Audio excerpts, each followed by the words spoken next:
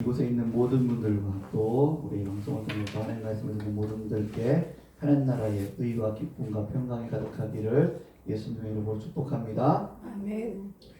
자, 오늘 말씀의 내용은 이제 헤롯 대왕이 죽은 후에 일어난 사건입니다. 헤롯 대왕이 죽은 후에 애굽으로 피신했던 요셉과 또 마리아와 우리 아기 예수님이 있었죠. 그때 요셉에게 주의 사자가 현몽해서 이제 헤롯이 죽었으니 이스라엘로 돌아와라 그렇게 지시하는 장면이 나옵니다. 그래서 요셉이 이제 가족들을 데리고 이스라엘로 돌아갈 때에 베들레헴으로 가지 않고 나사렛으로 갔다 이야기를 하고 있습니다.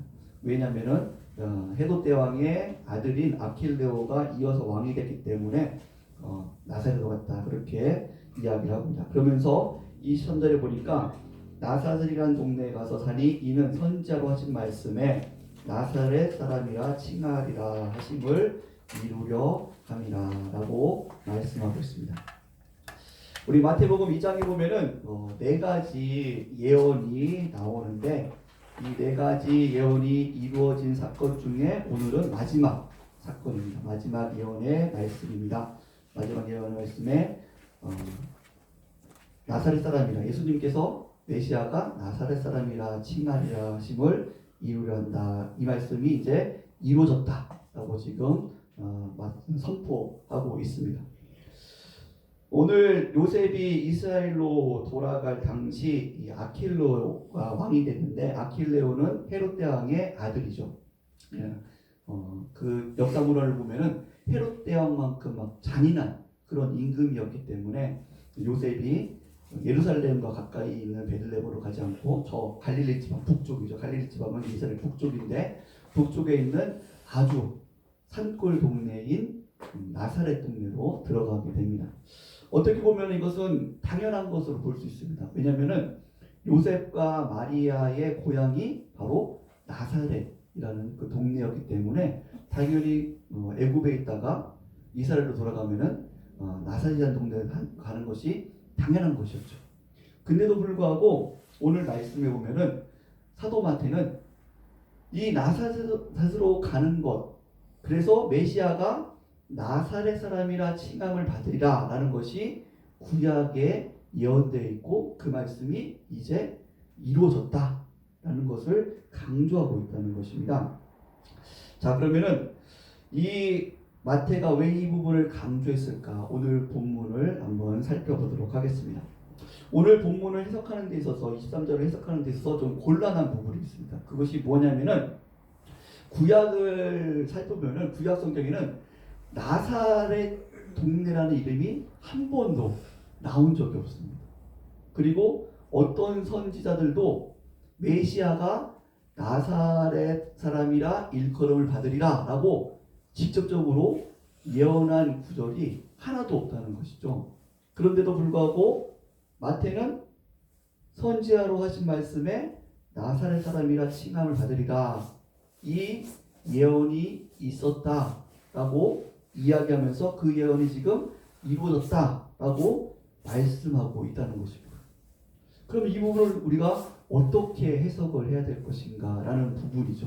구약에는 어떤 선지자도 직접적으로 메시아가 나사렛에서 태어날 것이라고 예언한 적이 한 번도 없는데 마태는 그렇게 지금 예언한 것이 이루어졌다라고 이야기하니까는 이 부분이 좀 해석하기 좀 곤란한 부분입니다.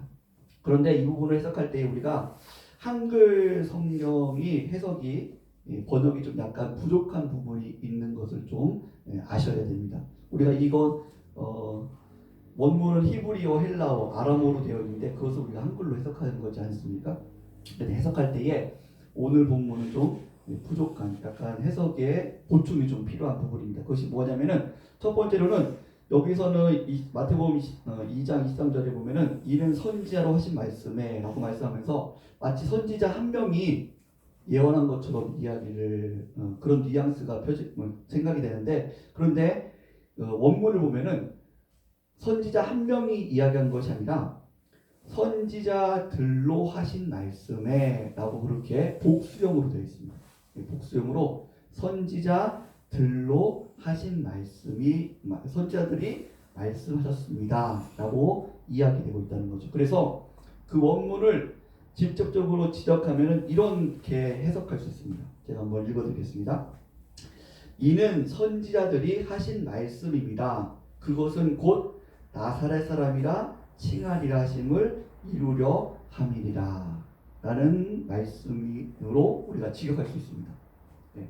선지자들이 하신 말씀이다. 즉 나사렛 사람이라 칭하리라는 말씀은 구약의 한 선지자가 예언한 것이 아니라 구약의 선지자들이 이야기를 했는데 그 이야기들을 종합해 보면은 메시아가 나사렛 사람이라 칭함을 받으리라라고 한 것이 이야기되었다라는 것으로 말씀하고 있다는 거죠. 그리고 그것이 이루어졌다라고 오늘 사도 마태는 이야기하고 있습니다. 그러면 메시아가 나사렛 사람이다 칭함을 받을 것이다. 이것이 무슨 의미고 왜 중요한가라는 부분이 우리가 좀 생각을 해봐야 됩니다. 우리가 이 나사렛 사람이다 칭함을 받는다라는 것은 우리가 실제적으로 다가오게 말하면은 촌놈, 나사렛 촌놈이다 칭함을 받을 것이다라는 그런 의미입니다. 촌놈. 여러분, 야 촌놈, 우리 그 산골 오지놈, 죄송합니다.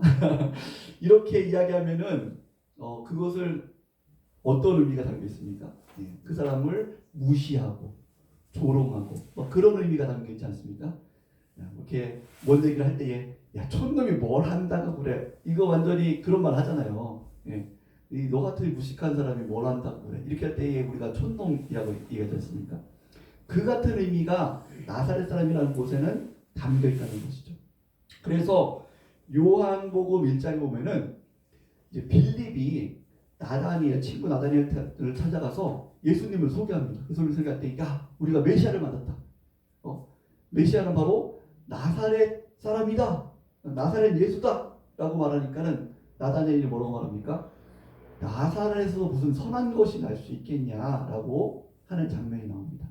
이 뉘앙스가 뭡니까? 이것은 야, 나사렛에서 그렇게 훌륭한 사람이 났어? 이런 뉘앙스가 아니죠. 이거는 종교적인 뉘앙스가 아니라 야, 나사렛 동네에서 뭘 난다고 그래, 나사렛 촌에서 뭘 난다고 그래, 그런 의미죠. 나사렛에서 무슨 선한 것이 나겠어, 그런 의미입니다. 즉 나사렛 사람이라고 하는 것은 아주 이스라엘 사람들조차도 유대인들조차도 무시했던 동네, 아주 시골 깡촌, 구약에서는 한 번도 언급되지 않았던 그런 아주 오지 깡촌, 그곳이 바로 나사렛이었고, 나사렛 사람이라고 하는 것은 유대인들조차도 다 무시했던 사람들.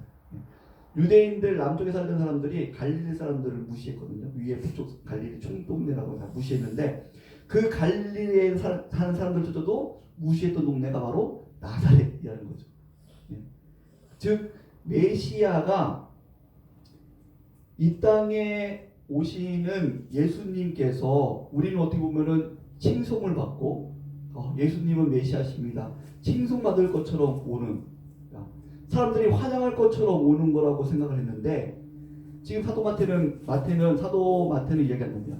너희들이 메시아는 칭송받을 왕처럼, 그 당시에 유대인들은 메시아를 어떻게 생각했냐면은 정치적인 왕으로 생각했습니다. 그래서 메시아가 오면은 다윗 왕처럼 이 이스라엘을 부강시키고 또 그들을 식민지로 삼고 있는 로마를 다 몰아내고, 그래서 정말로 주변의 나라들을 다 통합하는 그런 위대한 왕으로 오시는 분이 바로 메시아다. 메시아는 이렇게 영광 중에 오실 것이다 라고 다 그렇게 생각을 했고 그렇게 기대를 했습니다. 그런데 지금 마태는 무엇을 얘기하냐면은 너희들이 지금 메시아에 대해서 지금 잘못 알고 있다. 성경의 선지자들, 구약의 선지자들은 메시아가 올 때에 나사렛 사람이다 칭함을 받을 것이다. 그것은 무슨 뜻입니까? 메시아가 올 때에 환대하고 막 영광 가운데 오는 것이 아니라 천대 가운데, 조롱 가운데 아주 낮은 자의 모습으로 올 것이다. 이것이 바로 메시아가 나사렛 사람으로 올 것이라는 것이 이루어졌다 것이다라는 것을 지금 설명하고 있는 장면입니다. 우리가 구약에 보면 이런 내용들이 시편 22편을 보든지 아니면은 이사야 53장 그리고 스가랴 11장 등을 보면은 구약의 선지자들이 예수님께서 이 땅에 초림으로 오실 때는 낮은 자의 모습으로 조롱당하며 멸시받는 모습으로 오실 것이다라고 이야기하고 있습니다. 우리가 알고 있는 대표적인 말씀이 바로 이사야 53장 2절에서 3절 말씀이죠. 제가 한번 읽어보겠습니다. 그는 주 앞에서 자라나기를 연한 순 같고 마른 땅에서 나온 뿌리 같아서 고운 모양도 없고 풍채도 없은즉 우리가 보기에 흠모할 만한 아름다운 것이 없도다. 그는 멸시를 받아 사람들에게 버림받았으며 간고를 많이 겪었고 질고를 아는 자라. 마치 사람들이 그에게서 얼굴을 가린 것 같이 멸시를 당하였고 우리도 그를 귀히 여기지 아니하였도다라고 말씀하고 있습니다. 이사야 선지자가 뭐라고 말씀합니까? 메시아가 올 때에 우리는 어떻게 보면 그걸 당연하게 생각하고 있지 않습니까? 우리가 예수님께서 고난당하시고 핍박당하시고 십자가에 죽으신 것을 우리는 알고 있기 때문에 그걸 당연히 이야기하고 있는데, 그런데 이 당시에 살고 있는 유대인들은 메시아가 멸시와 천대와 낮은 모습으로 올 것이라고 절대 생각하지 않았다는 거죠. 그들은 메시아는 영광 중에, 메시아는 큰 가문에서, 레위 가문 혹은 유대 가문, 큰 가문에서 와서 사람들에게 칭송을 받으며 사람들을 이끌어서 와 해가지고 이 나라를 다시 회복시키고 다윗과 같은 그런 엄청난 위대한 국가를 이루는 것, 그것이 바로 메시아다. 그렇게 당시 유대인들은 생각을 하고 있었습니다. 그런데 지금 사도 마태는 말하죠. 그것이 아니다. 구약을 선지자들의 이야기를 보면 메시아는 영광 중에 오시는 분이 아니라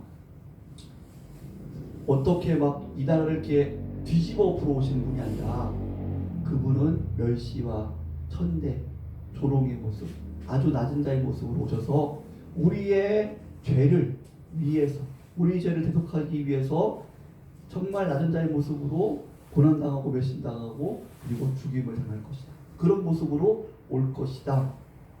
그것이 바로 메시아가 나사렛 사람이라 칭함을 받을 것이다 라는 의미가 된다라고 이야기하는 것입니다. 그러면 이것이 중요한 이유는 무엇일까라는 것이죠. 이것은 바로 사람들이 예수님을 오해하고 중요한 본질, 신앙의 중요한 본질을 놓치고 있기 때문입니다. 이 마태복음은 예수님께서 죽으시고 부활하시고 승천하신 후에 한 30년 뒤에 기록된 말씀입니다. 그런데 예수님께서 그렇게 십자가에 죽으시고 부활하시고 승천하셨음에도 불구하고 아직도 많은 유대인들이 예수님을 믿지 않고 있었고, 많은 유대인들이 아직도 메시아를 기다리고 있었습니다. 어떤 메시아요?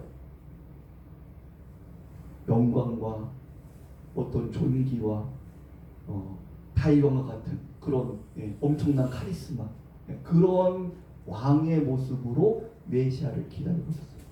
그래서 십자가에 달린 예수님은 그건 메시아가 아니다. 예수님이 그렇게 초라하게, 메시아가 초라하게 올 수 없다. 그렇게 아직도 생각을 하고 있었다는 것이죠. 그것은 유대인들이 아직도 메시아에 대해서 잘못 오해하고 있었다는 것이죠. 그 당시에 잘못된 배움들, 잘못된 전통들 때문에 메시아에 대한 생각이 왜곡되고 있었다는 것이죠. 그래서 지금 이 사도 마태는 다시 한번 구약의 선지자들의 이야기를 이야기해주면서 너희들이 지금 메시아에 대해서 잘못 알고 있어서 예수님을 받아들이지 못하고 있는데, 메시아는 우리의 죄를 사하시기 위해서 오신 분이기 때문에 조롱과 낮은 자의 모습으로 오시는 그분이 바로 메시아다. 그래서 십자가에서 죽으신 그 예수님이 바로 메시아가 맞다라는 것을 계속해서 알려주고 있는 그런 모습입니다. 사랑하는 성도 여러분, 이 말씀은 지금 우리에게도 선포되고 있습니다. 예수님은 누구신가? 예수님은 무슨 일을 하셨는가? 그리고 그 가운데 성도의 자랑이 무엇이 되어야 되는가? 라는 거죠. 성도의 자랑이 무엇이 되는가. 많은 분들이 우리가 신앙생활하면서 이 예수님을 오해해서 잘못 신앙에 자랑하는 것이 있습니다. 그것이 무엇이냐면 많은 분들이 내가 열심히 예수님을 잘 믿었더니 사업이 크게 성공했어요. 혹은 자녀가 아주 좋은 대학에 가게 됐어요. 혹은 내가 아주 큰 업적을 이루게 됐어요. 이것을 우리가 자랑할 때가 있다는 것이죠. 마치 예수님을 기대할 때에 어떤 예수님으로 기대해요? 예수님을 메시아를 영광 중에 존귀한 아주 다윗과 같은 왕, 그 왕으로 기대하는 것처럼 우리의 신앙의 모습을 그렇게 기대할 때가 있다는 것입니다. 물론 하나님께서 우리가 이 땅에 필요한 것들을 다 채워주십니다. 그리고 영혼이 잘된 같이 범사가 잘되고 강건케 하시는 복을 주십니다. 그런데 하나님께서 우리들에게 진정 주고 싶어 하시는 것은 이 땅에 썩어질 것이 아니라 하나님 나라의 영원한 상급을, 그리고 영원한 영광을, 그래서 썩어지지 않는 것을 주시고 싶어 하는 걸 믿으시기 바랍니다. 하나님께서 우리에게 주고 싶어 하시는 것은 이 땅에 끝나는 것이 아니에요. 하나님 나라의 영원한 것을 주고 싶어 하시는 거예요. 우리가 자녀들에게도 줄 때에 뭘 주고 싶습니까? 가장 좋은 것을 주고 싶지 않습니까? 자녀에게 바나나를 줄 때에 가장 맛있고 먹음직스러운 바나나를 주지, 막 다 꺼무티틱해가지고 썩어가는 바나나를 주지 않잖아요. 그것이 부모의 마음이죠. 하나님 아버지의 마음도 마치 이와 같습니다. 우리에게 주고 싶어 하시는 것은 하나님 나라의 영원한 것을 주고 싶어 하십니다. 그래서 우리가 이 땅에서 살아가면서 이 땅의 것을 자랑하고 이 땅의 것에 우리가 마음을 빼앗겨서 신앙생활을 잘 하지 못하면 하나님께서 그것을 걷어가실 때가 있죠. 우리의 영혼이 잘 되게 하기 위해서, 잘 되게 하기 위해서. 그래서 우리들에게 야고보에서 보면은 우리들에게 고난을 주신다라고 말씀합니다. 그 고난을 통해서 하나님께서 우리에게 무엇을 하십니까? 바로 우리의 신앙을 연단시키시죠. 고난을 통해서 연단시켜서 하나님 나라를 바라보게 하시고, 그걸 통해서 우리가 이 땅의 것은 영원한 것이 아니구나. 이 땅의 것은 잠깐 우리가 필요한 것이지만, 우리가 사명을 감당하기 위해서 돈도 필요하고 또 건강도 필요하고 또 필요한 것이 있지만, 그러나 이것은 하나님께서 우리에게 주시고자 하는 궁극적인 것이 아니구나. 하나님께서 우리에게 주시고자 하는 것은 하나님 나라의 영원한 것이구나 라는 것을 고난을 통해서 알게 하신다는 것이죠. 사랑하는 성도 여러분, 그래서 예수님께서 이 땅에 낮은 자의 모습으로, 정말 비천한 자의 모습으로 오셨다는 것, 이것은 우리에게 무엇을 시사해 주십니까? 우리가 이 땅에서 기대하고 자랑할 것은 이 땅에 썩어질 것이 아니라 예수님께서 그 고난과 멸시를 통해서 이루신 것, 바로 하나님의 백성들을 구원하시고 그들에게 영원한 하나님 나라에 참여케 하시는 그 귀한 일들을 우리에게 보여주신 줄 믿습니다. 그리고 우리들에게 그것을 소망하게 하신 거죠. 우리도 예수님처럼 이 땅에 살아갈 때에 이 땅의 것을 자랑하는 것이 아니라 이 땅에 예수님처럼 작은 하나의 미랄이 되어서 나로 하여금 주변의 영혼들이 살아나고, 나로 하여금 주변의 사람들이 정말 예수 믿는 사람은 뭔가 다르구나, 그것을 알게 하고, 나로 하여금 주변 사람들에게 유익을 얻게 하고, 그래서 내가 하나의 썩은 미랄이 되어서 많은 열매를 맺게 하는 것, 이것이 바로 우리의 자랑이다 라고 예수님께서 보여주고 있다는 것입니다. 이 나사렛 사람이라 나는 모습으로 오신 것을. 그래서 예수님께서 말씀하지 않습니까? 마태복음 5장 11절에 이렇게 말씀합니다. 나로 말미암아 너희를 욕하고 박해하고 거짓으로 너희를 거스려 모든 악한 말을 할 때에는 너희에게 복이 있나니 기뻐하고 즐거워하라. 하늘에서 너희의 상이 큼이라. 너희 전에 있던 선자들도 이같이 박해하였느니라 라고 말씀하고 있습니다. 사랑하는 성도 여러분, 우리가 이 땅에 살면서 부러워할 것이 무엇인가를 이 나사렛 사람으로 오신 예수님께서는 계속해서 말씀하십니다. 우리는 자꾸 이 땅에 어떤 학력과 또 재물과 이 땅의 권력들을 그런 것들을 부러워하고 자랑할 때가 있어요. 그런데 하나님께서 우리에게 말씀하십니다. 그런 것들이 이 땅에서 필요하기는 하지만 그것이 상급은 아니다. 그것은 우리가 죽으면 다 끝나는 것이다. 여러분, 죽었는데 돈을 갖고 천국에 갈 수 있습니까? 죽었는데 천국 가서 나 어디 나온 사람이야. 요즘에 영화에서 그런 거죠. 나 이대 나온 사람이야. 그런 영화도 있는데 죽어서 천국 가가지고 나 어디 나온 사람, 나 하버드 자랑할 것 있습니까? 없습니다. 없다는 것이죠. 이 땅의 것은 그것이 자랑이 될 수 있지만 그러나 죽으면 다 끝이라는 것입니다. 우리가 자랑할 것은 천국에서 큰 자가 되는 것이죠. 영적인 복을 받는 것이죠. 천국에서 큰 자가 어떤 자입니까? 예수님께서 말씀합니다. 낮은 자의 모습으로 섬기는 자들이 천국에서 큰 자다라고 말씀하십니다.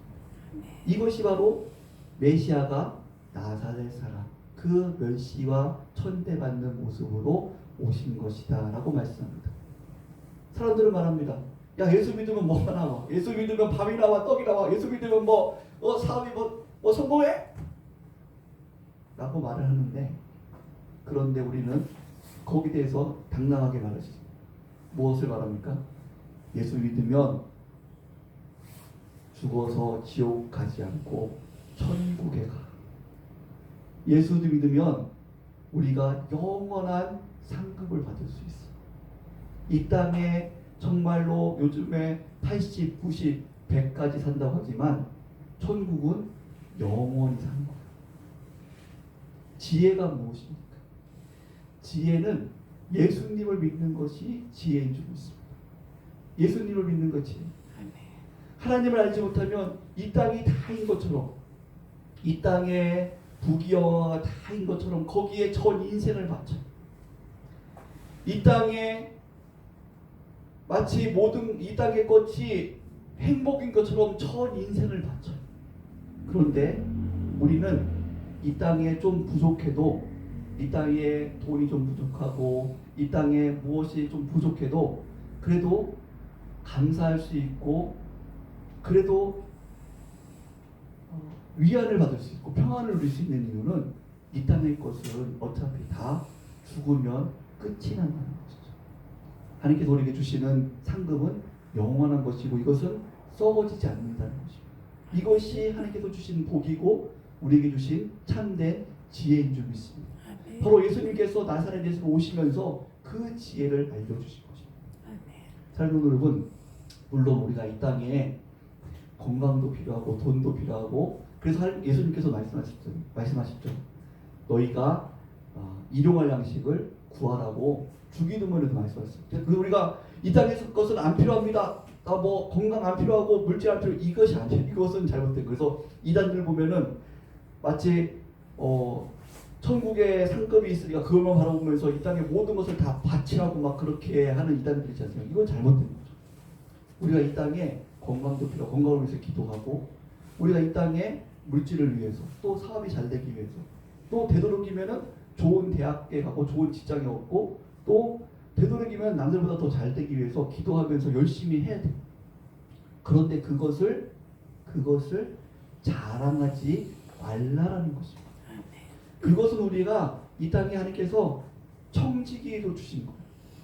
이거는 자랑하라고 주신 것이 아니라 하나님의 일을 하라고, 남들을 더 섬기라고, 남들에게 더 유익하게 하라고 주신 것이지 이걸 자랑하라고 주신 거잖아요. 그래서 우리는 이 땅에 하나님께서 더 주시면 하나님께서 나에게 더 많이 일하라고 주셨구나. 하나님, 제가 감사하면서 하나님의 영광을 위해서, 하나님 나라의 일을 위해서 더 잘 지혜롭게 사용하겠습니다. 그래서 그것을 잘 사용하라고 하는 거지 그것을 자랑해서는 안 되는 것입니다. 우리의 사랑은 무엇입니까? 이 땅의 것이 아니라 하나님 나라의 것. 하나님 나라에서 하나님께서 우리에게 주신 영광, 그거를 자랑해야 될 줄 믿습니다.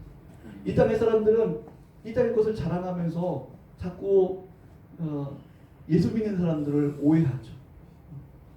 마치 예수 믿으면 이 땅의 것이 잘 돼야 되는 것처럼 생각해요. 그렇지만 하나님께서는 우리가 말씀하십니다.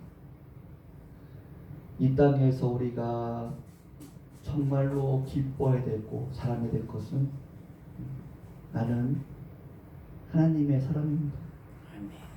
나는 영원한 천국이 보장된 사람입니다.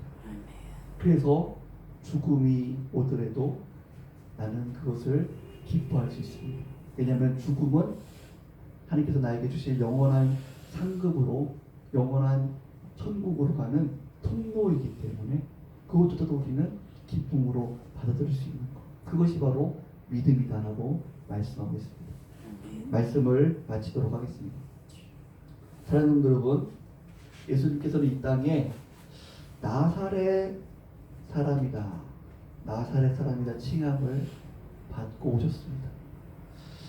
어떻게 보면은 예수님께서 우리도 마찬가지죠.